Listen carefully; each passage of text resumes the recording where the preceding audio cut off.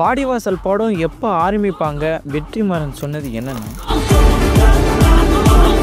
கூலிக்கு அப்புறமா லோகேஷ் யார் கூட வேலை பார்க்க போறாரு? ஸ்மார்ட்டா காய் நோத்துற சிவகார்த்திகேயன்.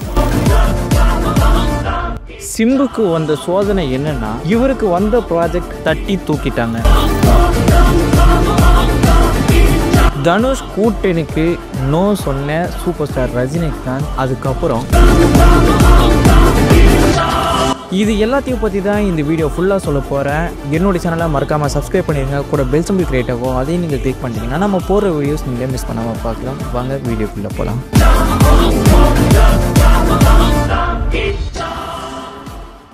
அஸ்வத் மாரிமுத்து இயக்கத்தில் பிரதீப் ரங்கநாதன் நடிப்பில் ரிலீஸ் ஆகி ஒரு பிளாக் பஸ்டர் 10 நாளில் 100 கோடி தொட்ட படம் தான் டிராகன்.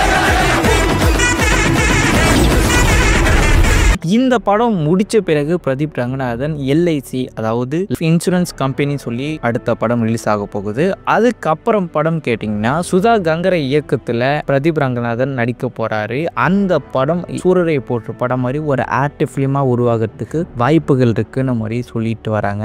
வெற்றிமாறன் டைரக்ஷனில் சூர்யா நடிக்க போகிற படம் தான் வாடிவாசல். இப்போ ரொம்ப பிஸியாக இருக்கிறாரு நடிகர் சூர்யா அவர்கள்.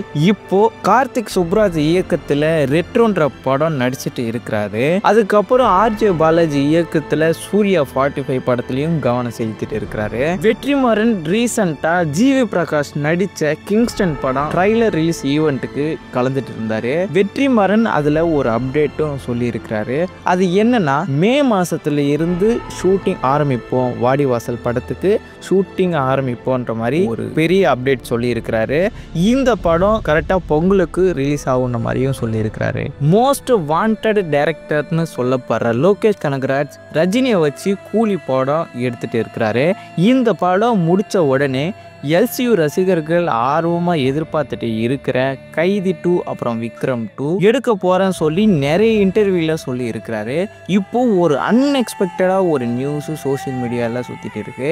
அது என்னன்னு கேட்டிங்கன்னா, நடிகர் பிரபாஸும் லோகேஷும் இவங்க 2 பேருமே பேச்சுவார்த்தை போயிட்டு இருக்கு அப்படின்னு சொல்லப்படுறாங்க. பிரபாஸ் அடுத்த படமே லோகேஷ் கனகராஜோட காம்போல தான் ரிலீஸ் ஆகும்னு ஒரு சைடில் சொல்லிட்டு இருக்கிறாங்க.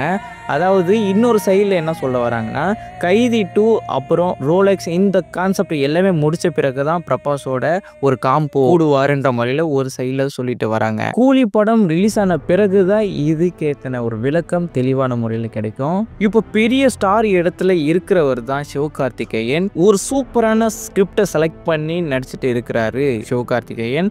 பராசக்தி மதுராசி படமும் இப்போ நடிச்சிட்டு வராரு. இப்போ இந்த நிலையில் ஒரு பெரிய டைரக்டர் கூட பேசி இருக்கிறாருன்னு சொல்லிட்டு வராங்க. அந்த டைரக்டர் யாருன்னா, சிவகார்த்திகேயனோட பெஸ்ட் ஃப்ரெண்டான அட்லி தான். இப்போ இவங்க 2 பேரோட காம்போ இணைஞ்சா எப்படி இருக்கும்னு மறக்காம கமெண்ட் பாக்ஸில் கமெண்ட் பண்ணிடுங்க. நடிகர் சிம்பு பிறந்த நாள் வந்தப்போ தக்லீஃபுக்கு அப்புறம் 3 படம் அப்டேட் சொல்லியிருந்தாரு.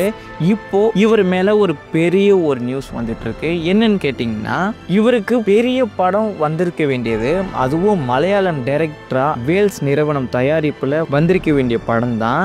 ஆனா இது ஏன் டிராப் ஆச்சுன்னு கேட்டிங்கன்னா, அந்த டைரக்டர் சொன்ன கதையும் எல்லாமே பிடிச்சிருந்தது.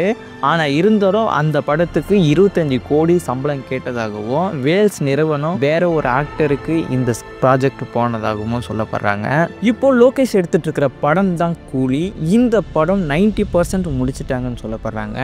ஆனா இப்போது டயத்துக்கு ரஜினி மேல ஒரு நியூஸ் வந்துட்டு இருக்கு. இயக்குனர் லிங்குசாமி சொன்ன விஷயம் என்னன்னா, ஏஆர் முருகதாஸ் இயக்கத்துல சூப்பர் ஸ்டார் ரஜினி நடிக்க வாய்ப்பு கிடைச்சி இருந்தது லிங்குசாமி அவருக்கு. ஏஆர் முருகதாஸ் ரஜினி வச்சியும் தனுஷை வச்சியும் ஒரு கதையை சொல்லி இருக்கிறாரு.